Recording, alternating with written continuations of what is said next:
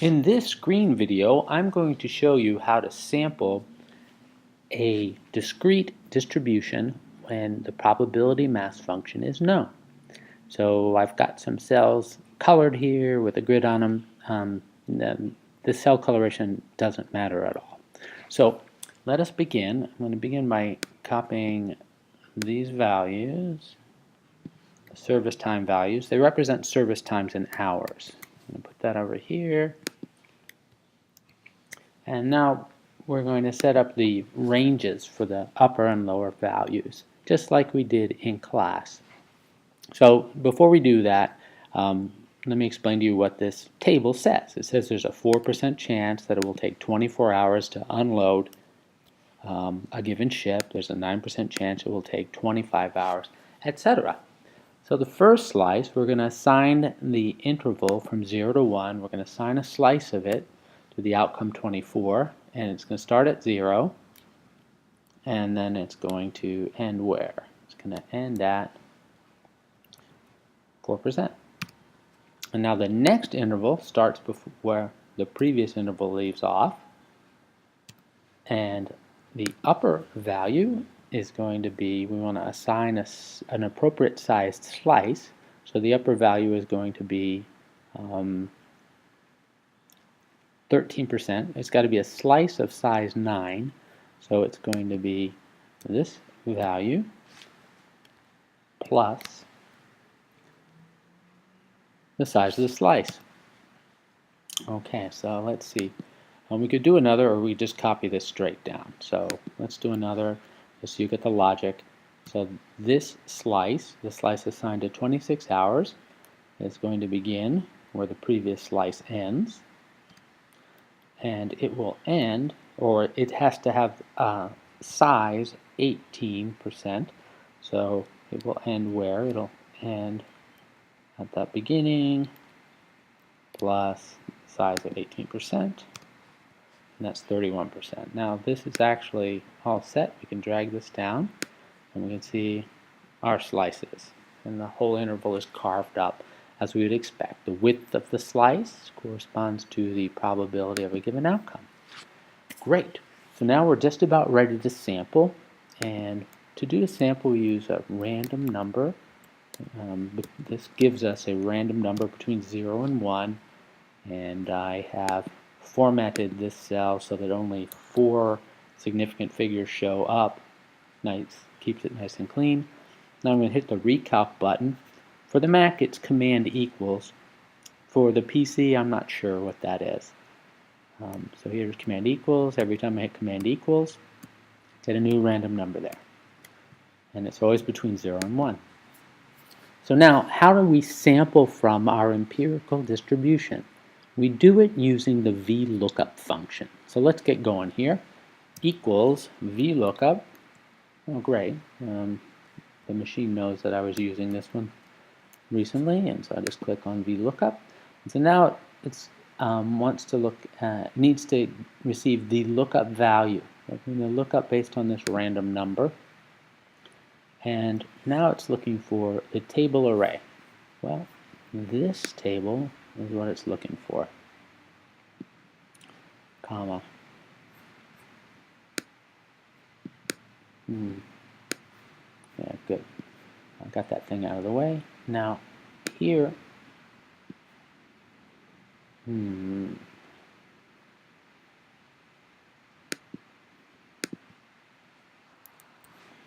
forgive me, I gotta get rid of this formula bar.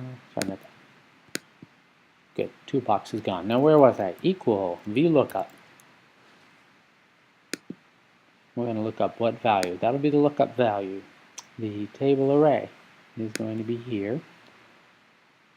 And we want to make that an absolute reference. I'll come back and show you what that looks like. Or there's shortcuts for doing this under the Mac and the PC, but absolute means you put dollar signs in front of the column and row.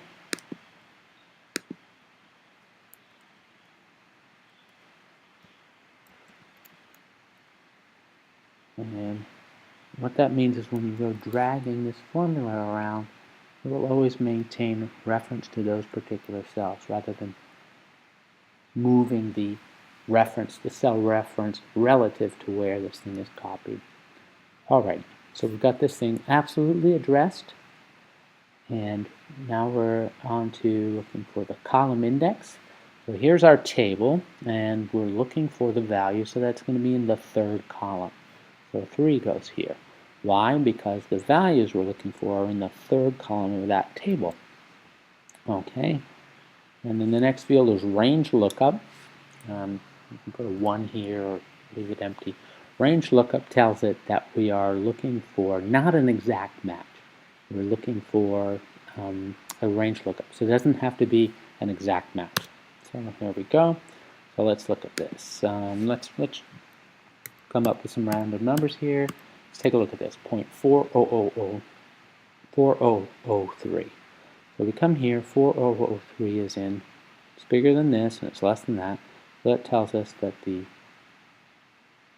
oh, I'm sorry, that's 40%. Alright, here we go.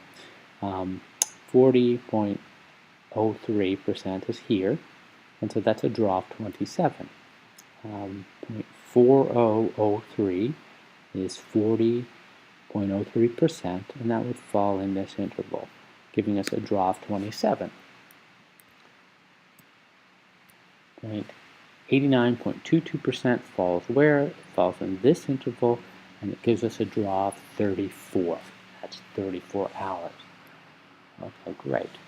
Now, if we take these cells, the reference and the draw, and copy these down, we get several different draws based on what those random numbers are. So that looks like about 17 or so rows. And every time we click on this, we get a different service outcome. So this could be the first ship coming in takes 31 hours to unload. The second ship that comes in takes 26 hours to unload. The third ship that comes in takes 27 hours to unload, etc. And now before we go on, typically speaking, we don't put the random value out here. We did this just so that you could see what's going on, but we actually, rather than putting a reference to that value, we can actually stick the random function right in here. R-A-N-D, paren. And so now, let's get rid of this stuff. Let me get rid of this stuff. And now we just hit recalculate. Command equals on the Mac. And each one of those represents an individual draw from that distribution. And there you have it.